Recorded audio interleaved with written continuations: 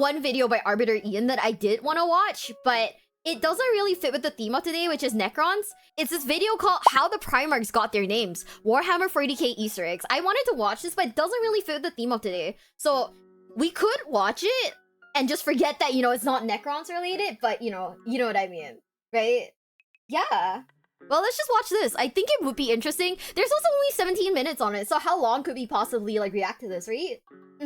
Hi gang, the Primarchs of Warhammer 40k are an interesting bunch. Lion L. Johnson, Horus Lupercal, and Angry Angron the Angry Marine couldn't be more different. But what's the inspiration behind them? Where did those names come from? And what are the mysterious origins of Raven, the Raven guy?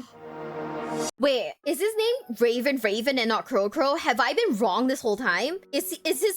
Wait, I thought Corax was Crow. Don't jinx it, yeah. It's Crow, right? Did I fuck up? Ooh, have I been calling him by the wrong name this whole time? Ignore the fact that I call him Crow. It's cute. And he is my favorite. He is, honestly, now that I think about it, Crow might just be one of my favorites, only because, like, he's spawn camping the fuck out of Lorgar right now, and I think that pettiness is 10 out of 10. I really fucking like it. Crow! Okay, you know what? Fuck it. We'll just keep calling him Crow. It's not like you guys don't know who I'm talking about when I say Crow, right? Corvus Corax is a little too difficult for me to say sometimes because of the, I think because of the V's, it's a little hard sometimes. So Crow sounds way better.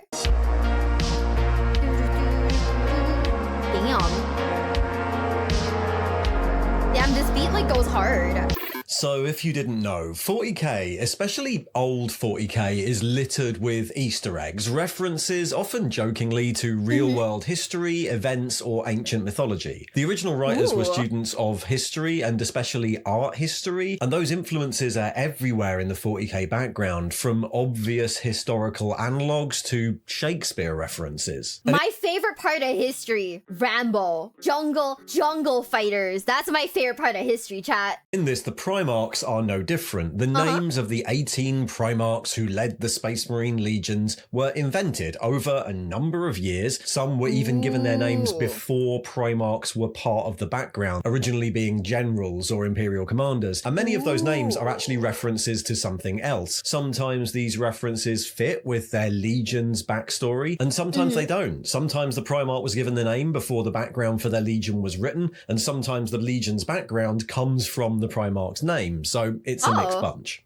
So let's go through all 18, and let's start at the start with one of the more well-known stories, that of the first Primarch, Lion L. Johnson of the Dark Angels. Lion L. Johnson's position as commander of the Dark Angels goes all the way back to Rogue Trader, where he has a few alternate spellings, like in this box out, where he's Lyn L. Gonson, founder of the Dark Angels. But the name we know him by actually makes his origin much more obvious. Lionel Johnson was an English poet from the late 19th century. His poetry was considered very traditionalist and austere, and he was a devout Catholic convert, but he was also a gay man, something that would have been scandalous and very illegal at the time. As such, his work often concerned his own deep shame of the sin he felt he'd committed and needed to hide from the rest of the world. His most famous poem, and one on exactly that theme, is called The Dark Angel. Dark angel, with thine aching lust to rid the world of penitence, malicious angel, who still dost my soul such subtle violence.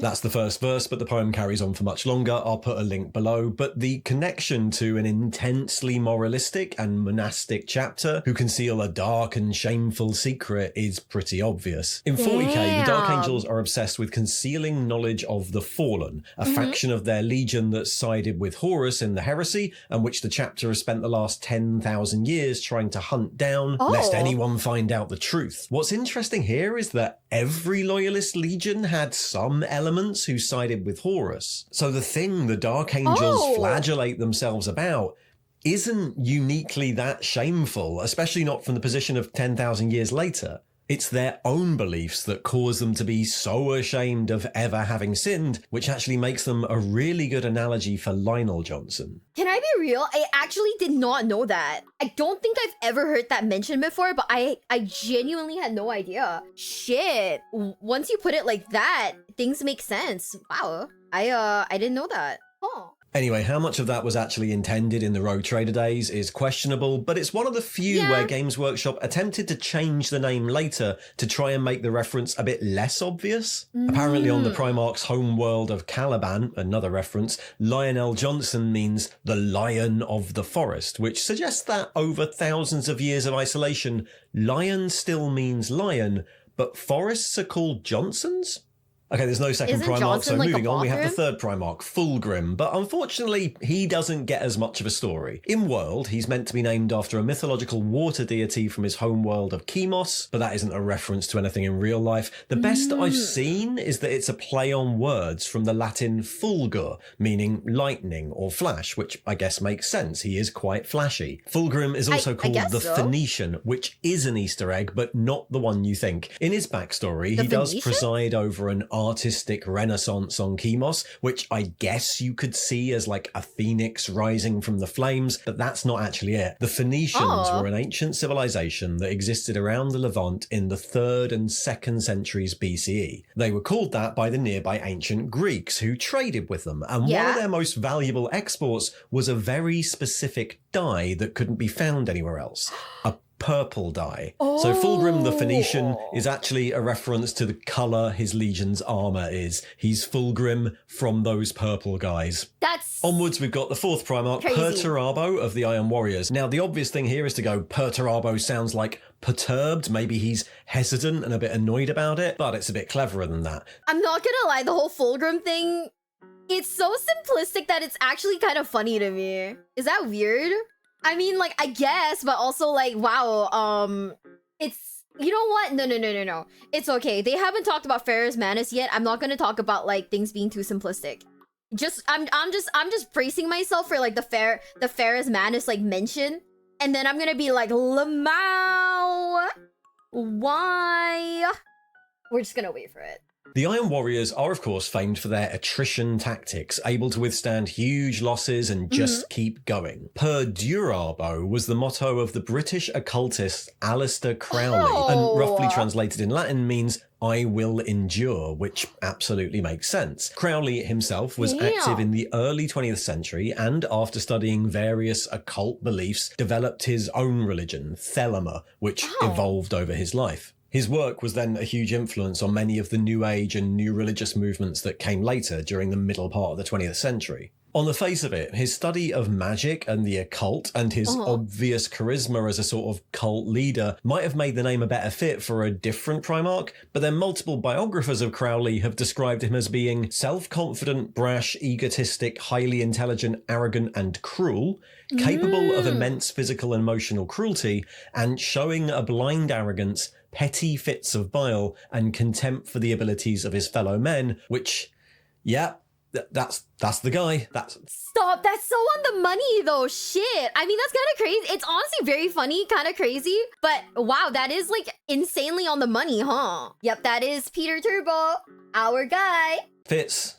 Okay, 5th Primarch, Jaghatai Khan of the White Scars. An obvious one, I think. So the Scars are an analogue to the medieval Mongols and to some degree the much earlier Huns, both civilizations of horse nomads from Central Asia, famous for descending on the rest of the world as a horde of skilled cavalry fighters, which is also exactly what the White Scars are. The most famous leader of the Mongols was Genghis Khan. Both the titles Khan and Kagan are real-world titles that are then used by the White Scars in the fiction. Genghis Khan's second son and successor was Jaghatai Khan. And he was known as quite a just and lawful ruler, particularly compared to his father. And that's also how Jaghatai Khan is seen in 40k. He's the leader of this horde of bikers, but he's also one of the more relatable and honourable of the Primarchs.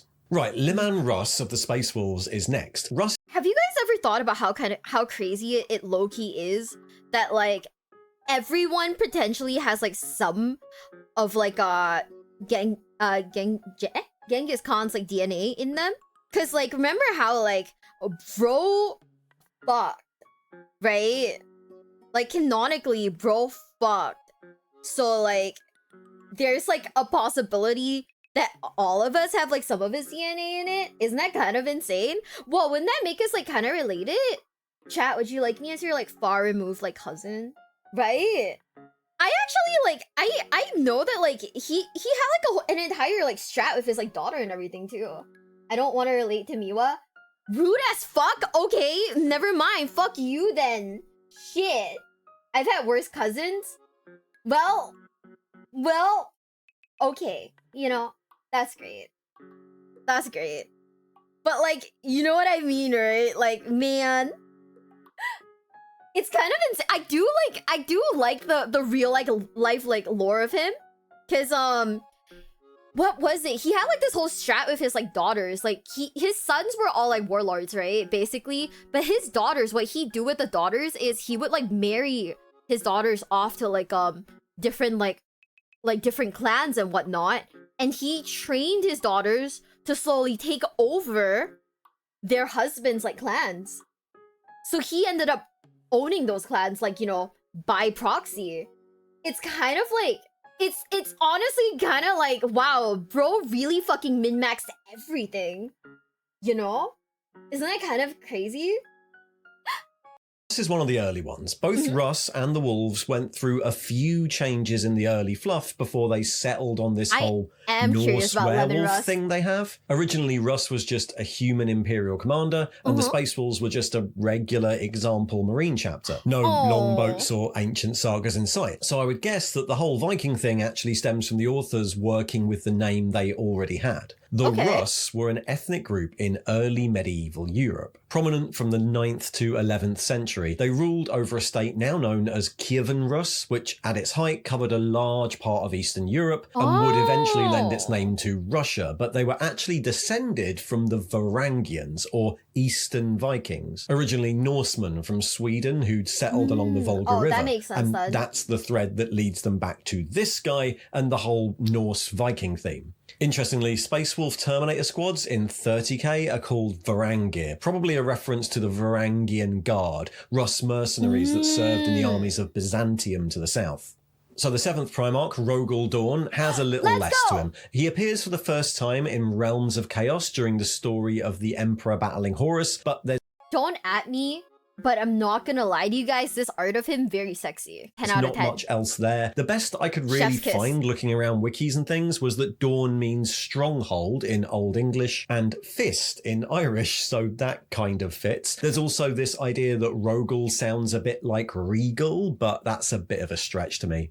But after Rogal Dorn, we get to the other really famous story, the Night Haunter Konrad Curze of the Night Lords. So despite everyone thinking this is a Batman reference, it isn't, or at least it wasn't the original intention. Joseph Conrad was a Polish-British novelist writing in the late 19th and early 20th centuries, just like the other two I mentioned, so maybe that era was someone's specific field of interest. His most famous novella is called Heart of Darkness, which tells the story of a mining company operative sent on a mission to the jungles of the Congo to track down another operative that's gone missing called Kurtz. When he finds him, Kurtz has gone mad, and it turns out he's been brutally ruling over the local people who sort of worship him as a savior. It was adapted into the 1979 film Apocalypse Now, which moved the action to the Vietnam War and the plot to a search for a rogue US Army colonel called Kurtz. Joseph Conrad, Colonel Kurtz, and we have Konrad Curze, a Primarch driven mad by visions and whose brutal idea of justice on his adoptive homeworld see him regarded as a feared saviour. And to really cement that, there's a few other references here. That planet is called Nostromo, after another Joseph Conrad book, Nostromo, which also gave its name to the spaceship in the film Alien. And one of my favourite ones, in Apocalypse Now, the protagonist on the hunt for Colonel Kurtz is played by Martin Sheen, and in 40k, Konrad Curze is eventually killed by an Imperial Calidus assassin called Shen. Okay, number 9, Sanguinius of the Blood Angels is another pretty easy one, but it's quite interesting. Sanguis is just Latin for blood, so he's blood guy, leader of the blood guys. But also, sanguine is one of the 4 temperaments in the old medieval medical system known as humorism. Back then, a lot of doctors thought that diseases or various moods were caused by an excess of certain fluids in the body. There were 4. Too much yellow bile and you'd be choleric, that's short-tempered. Too much black bile and you'd be melancholic or lazy and sickly. Too much phlegm and you'd be phlegmatic, low-spirited. And too much blood and you'd be sanguine, optimistic, especially in hopeless situations, which I guess is a pretty good description of Sanguinius for the entire heresy story. And if you thought that was a simple one, here comes Ferrus Manus. I'm not ready for this. Hold on, guys. I need to grab my emotional support Bidoof right now. Oh my god. Hi, besties. It's me, Miwa. And if you're enjoying today's video, please consider subscribing, okay? Like, please, please, please, please, please, please, please, please, please, times 1,000,000,000. I'm like, really asking this of you, ne? Where is he? I lost him. It's okay. I will grab my emotional support, Jojo deck box. Let's go. Are you guys ready? Okay, I'm not fucking ready. I wonder what Ferrus Manus means. Of the Iron Hands. What do they mean? Wow. Of the Iron Hands, which is, of course, just Iron Hand in Latin. And he has Iron Hands. So he's Iron Hand with his Iron Hands leading the Iron Hands. He's also called the Gorgon, which is meant to be because he's grim of aspect and kind of ugly. But of course, that's a reference to the homeworld of the Iron Hands, Medusa. The Gorgons are the snake-headed ladies of Greek myth, one of which was named Medusa. And of course, looking at them would turn you to stone, which wasn't pleasant either. Did he just call him ugly? That's so mean. What? That's crazy. Oh my god. Okay, well... they're not ugly. That's mean. We're in the really easy middle bit of the Primarchs here. The 12th Primarch is Angron, who is angry and leads the World Eaters, who are also angry. I mean, I really think that's it. There's nothing else there. The 13th Primarch, Rogal Dorn, is an interesting one. There's loads you could go into here. The name actually features the syllables ro and man, and, you know, the Ultramarines are Roman. Guile means cunning in English and in Old French, so I guess he's like a cunning Roman man. But apparently it's none of that. It's just taken from a random name found in a French newspaper while the writer was on holiday. If that really was the case, I would fucking hate it. I would be like, holy shit. If that really was the case, I would genuinely be like, oh my god, that is so dumb. Hi, Miwa, can you tell me what Warhammer is about? I'm embarrassed to say I haven't been taking notes. Okay, so get this. It's about space war, but like very gory and everything like really, really sucks. This is not a universe you want to live in, but it's also insanely cool. And there's so much that's like really cool about it, but also it's also incredibly like cringy at times. It is very funny, very cringy at times, but it's also very cool. Bro, I mean, you know, I'm just saying that's like naming your dog, you know? Oh, and there's like, oh yeah, in Warhammer 40k, there's some really sick fucking things, and the things are like really fucking cool, and that's like one of the best parts about it. It's that the things are like really cute and like really cool at the same time. I named my cat Hound. You want to know? Okay, so one of my favorite like game series is Story of Seasons. Every Story of Seasons game, I'll name my we always like get a chicken, right? I'll name my chicken something like Nugget or something, and I'll get a cow and I'll name him Steak. I don't have great like naming sense, so when I eventually have a kid, chat, pray for me, pray for my kid, pray for my future husband. I don't know what I will name my future child.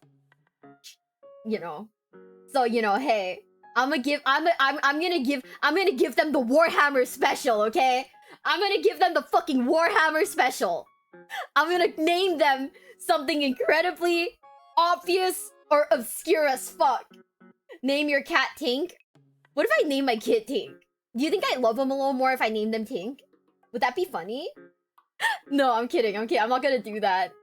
But yeah. According to the internet anyway. And to continue the theme, Mortarion of the Death Guard is another easy one. Mors means death in Latin and is the root of loads of similar words, from the French mort to the English mortal to about half the proper nouns in 40k. So the Death Guard are just led by Deatharion. Magnus the Red of the Thousand Sons is a strange one. Magnus means great or big in Latin. Magnus the Red is certainly big. He's meant to be a giant. But the main thing about him is that he's an extremely powerful sorcerer from planet Egypt. So I think this is mostly someone just writing a name in the book before the story had really been fleshed out. At the time his name first appeared in 40k, not much had been written about the Thousand Sons, other than that back then they wore red, something that would eventually become their heresy colours. Interestingly, planet Egypt in 40k is called Prospero, which is the name of the magician in Shakespeare's The Tempest. So there is a reference in there. It's just not one that features the Primarch. Thing. Also, while we're on the subject, Prospero's servant in The Tempest was a creature called Caliban, a sort of mutated, twisted, angry guy. And of course, the Dark Angel's homeworld is called Caliban too, which is full of mutated and twisted monsters. Number 16, Horus Lupercal is next. Horus was, of course, an ancient Egyptian god. In the mythology, Horus was the son of head gods Osiris and Isis, but when Osiris is killed by his brother Set, Horus is hidden away and grows up in secret, eventually returning to battle Set for his rightful crown. Okay. It's a story familiar from lots of mythologies. Horus is particularly associated with inheritance and kingship, and getting his rightful place as the successor of his father, which is pretty apt already. Lupercal is Roman though. The mythological founders of Rome, Romulus and Remus, were said to be nursed by a she-wolf as babies. In Latin, lupus means wolf, the Lupercal is the cave in which that happened, and the Romans actually had a fertility festival called Lupercalia in honour of all that. So Horus Lupercal is a mix of one of the two founders of an empire and a god famous for inheriting his rightful place as ruler. Damn, Primarch 17 is Lorgar of the Word Bearers. As far as I can tell, Lorgar isn't really a direct reference to anything. The closest we can get is that it kind of sounds like the word logos, which means law or deductive reasoning. He also has a couple of other names. One is Aurelian, because he's seen as a golden being with golden skin, but the other is the Urizen, which is a reference to the 18th century poet William Blake, who constructed a whole mythology around his poetry. In that mythology, Urizen was a creator figure, a sort of deity that represented conventional reason and law. And like Lorgar, much of William Blake's poetry had a lot of religious themes. The joke here is, of course, that while Urizen and Logos are both references to deductive reasoning, Lorgar in Warhammer is the representative of blind faith in the divine. Starting from the premise that gods definitely do exist and then casting around trying to find one to worship. Okay, Vulkan of the Salamanders is a relatively easy one with a lot connected to it. The Salamanders in 40k are hardy artisans with an affinity for fire and flame. In fact, that's why they're called Salamanders. In various mythologies, the salamander was said to be either immune to fire or could create fire. In Roman mythology, Vulkan was the god of fire, the forge, and metalworking, whose symbol was a blacksmith's hammer, just like Vulkan in 40k. Also in 40k, the Salamanders are based on the moon Prometheus, which orbits the planet of Nocturne, where Vulkan grew up, in the city of Hesiod. In Greek mythology, Prometheus was the titan who stole fire from the gods, and the first reference we have to that story in ancient writings is from the Roman poet Hesiod. In the myth, Prometheus is punished by the gods by being bound in chains and tortured. An eagle eats his liver every day, but he's immortal, so the liver regrows each night, and then the torture goes on forever. And that story is very similar to what happens with Vulkan himself during the Horus Heresy. Chained up by the Night Haunter, tortured every day, but unable to die because he's immortal. Right, I think the last two here are just a case of the writers needing to come up with some names really fast because they are Ferrus Manus levels of silly. Corvus Corax is the Primarch of the Raven Guard. Stop! Not you hurting my boy! Ah! It's over. It's over for me, guys. It's over for me. Curze tortures him. Yeah, I forgot about that bit. I'm not gonna lie. I did forget about that bit. Ooh. He's just crow to me, okay? Corvus Corax is the scientific name for the common raven. And Alpharius is the Primarch of the Alpha Legion. Alpha is the first letter of the Greek alphabet, so calling the very last legion number 1 is sort of a joke. But the Black Library authors have run with this over the years. There's an in-world rumour that he was actually the first to be found, and his twin brother is called Omegon, which is the last letter of the Greek alphabet. But all of that is written after the fact. I would guess the reason he's called Alpharius is because someone had a deadline to hit. Damn. Anyway, there we go. 20 Primarchs named after a bunch of stuff, sometimes careful allusions to literary history that show you just how deep the references in 40k go, and sometimes not. And to be honest, the whole of 40k is a bit like this. Part of the fun of 40k is all those historical, literary, and mythological references all mixed up together in one big pot. So there's a few more videos I could do like this. Let me know if that's something you want to see. Thanks for watching. I do! I want to see why, why some of them are named what they are.